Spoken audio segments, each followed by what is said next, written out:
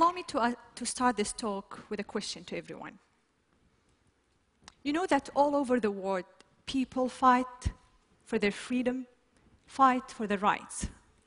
Some battle oppressive governments. Others battle oppressive societies. Which battle do you think is harder? Allow me to try to answer this question in the few coming minutes. Let me take you back 2 years ago in my life. It was the bedtime of my son, Aboudi. He was 5 at the time. After finishing his bedtime rituals, he looked at me and he asked a question. Mommy, are we bad people? I was shocked. Why do you say such thing, Aboudi?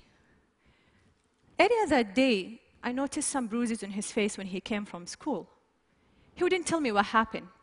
He was ready to tell. 2 boys hit me today in school. They told me, we saw your mom on Facebook.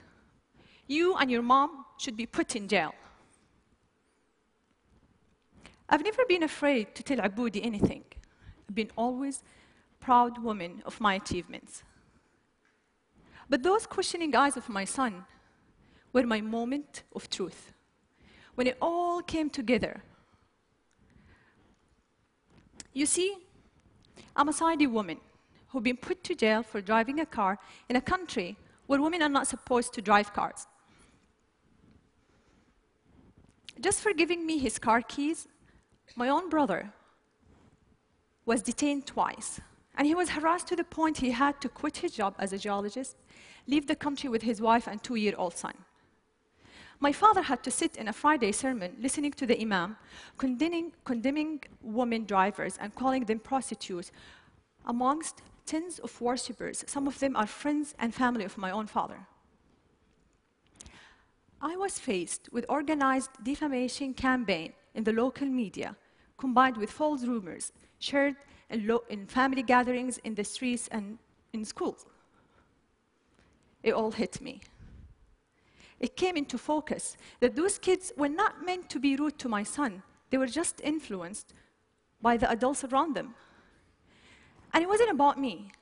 And it wasn't a punishment for taking the wheel and driving a few miles. It was a punishment for daring to challenge the society's rules. But my story goes beyond this moment of truth of mine. Allow me to give you a very briefing about my story. It was May 2011, and I was complaining to a work colleague about the harassments I had to face trying to find a ride back home, although I have a car and international driver's license. As long as I know, women in Saudi Arabia have been always complaining about the ban, but it's been 20 years since anyone tried to do anything about it, a whole generation ago. He broke the good bad news in my face. But there is no law banning you from driving. I looked it up, and he was right. There was an actual law in Saudi Arabia. It was just a custom and traditions that are enshrined in rigid religious fatwas and imposed on women. That realization ignited the idea of June 17, where we encouraged women to take the wheel and go drive. It was a few weeks later, we started receiving all these men walls will rape you if you go and drive. A courageous woman, her name is Najla Hariri. She's a Saudi woman in the city of Jeddah. She drove a car and she announced, but she didn't record the video. We needed proof. So I drove. I posted the video on YouTube. And for my surprise, it got hundreds of thousands of views the first day. What happened next? Of course, I started receiving threats to be killed, raped, just to stop this campaign. The Saudi authorities remained very quiet. That really creeped us out. I was in the campaign with other Saudi women and even men activists. We wanted to know how the authorities will respond on the actual day, June 17, when women go out and drive. So this time I asked my brother to come with me and drive by a police car. It went fast. We were arrested, signed a pledge not to drive again, released, arrested again. He was sent to detention for 1 day, and I was sent to jail. I wasn't sure why I was sent there, because I didn't face any charges. in the interrogation. But what I was sure of my innocence, I didn't break a law. And I kept my abaya. It's a black cloak we wear in Saudi Arabia before we leave the house. And my fellow prisoners kept asking me to take it off. But I was so sure of my innocence, I kept saying, no, I'm leaving today. Outside the jail, the whole country went into a frenzy, some attacking me badly, and others supportive and even collecting signatures in a petition to be sent to the king to release me. I was released after 9 days. June 17 comes. The streets were packed with police cars and religious police cars. But some 100 brave Saudi women broke the ban and drove that day. None were arrested. We broke the taboo.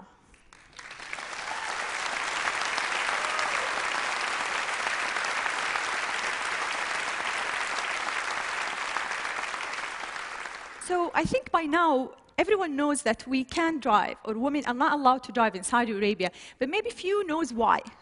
Allow me to help you answer this question. There was this official study that was presented to the Shura Council. It's the consultative council appointed by the king in Saudi Arabia, and it was done by a local professor, a university professor. He claims it's done based on a UNESCO study. And the study states the percentage of rape, adultery, illegitimate children, even drug abuse, prostitution in countries where women drive is higher than countries where women don't drive.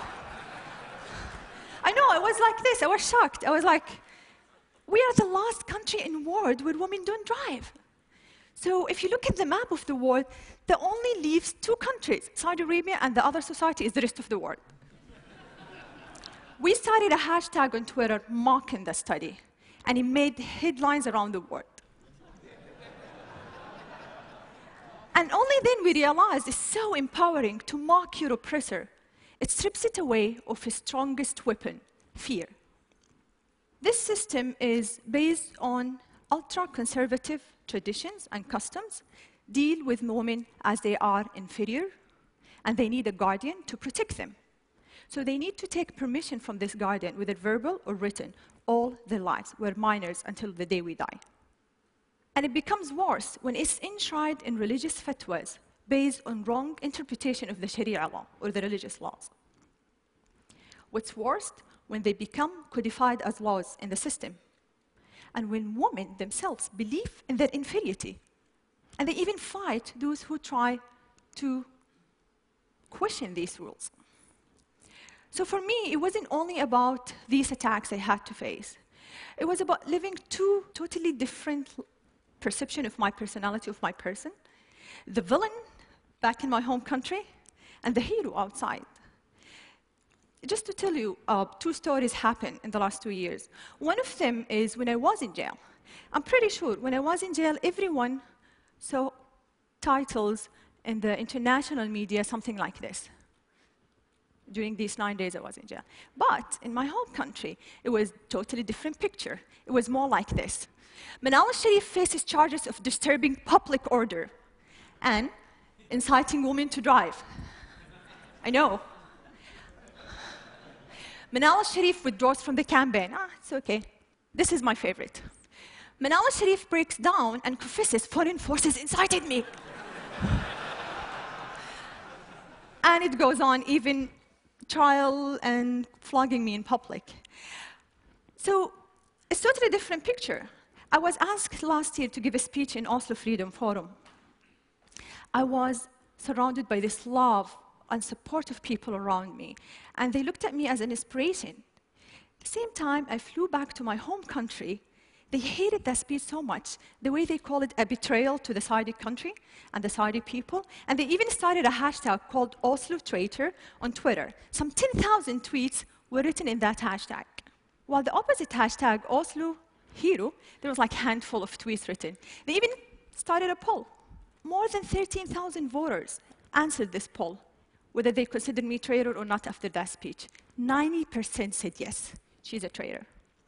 So it's these 2 totally different perceptions of my personality. For me, I'm a proud Saudi woman, and I do love my country. And because I love my country, I'm doing this. Because I believe a society will not be free if women of that society are not free.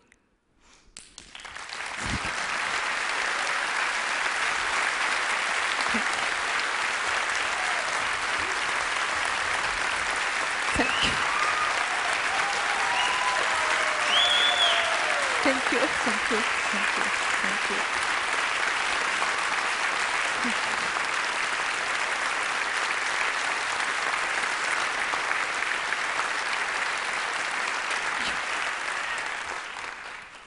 Thank you.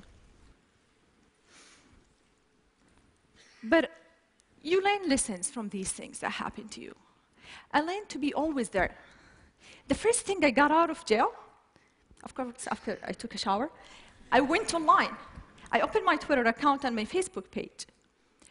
And I've been always very respectful to those people who are opening to me. I would listen to what they say. And I would never defend myself with words only. I would use actions. When they said I withdraw from the campaign, I filed the first lawsuit against the General Directorate of Traffic Police for not issuing me a driver's license. There are a lot of people also, very big supportive, like those 3,000 people who signed the petition to release me. We sent a petition to the Shura Council in favor of lifting the ban on Saudi women. And there were like 3,500 citizens believes in that, and they signed that petition. There are people like that. I just showed some sample who are amazing, who are believing in women's rights in Saudi Arabia and trying, and they're also facing a lot of hate because of speaking up and voicing their views. Saudi Arabia today is taking small steps toward enhancing women's rights. The Shura Council that's appointed by the king, by royal decree of King Abdullah, last year there were 30 women assigned to that council, like 20%. 20% of the council. At the same time, finally, that council, after rejecting our petition 4 times for women driving, they finally accepted it last February.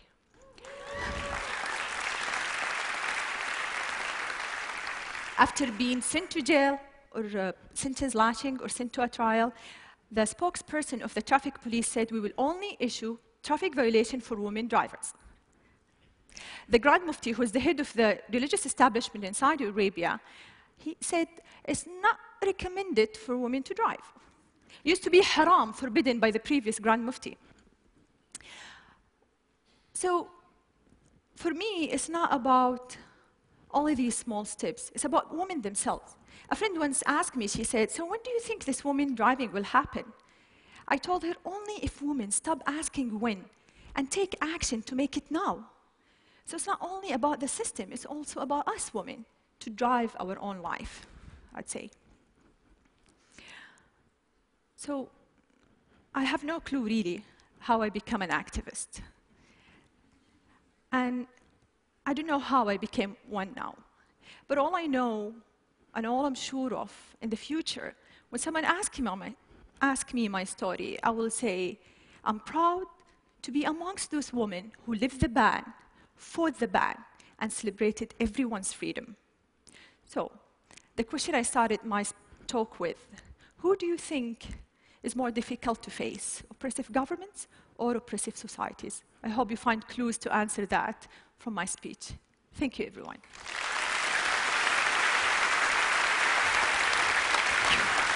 Thank you.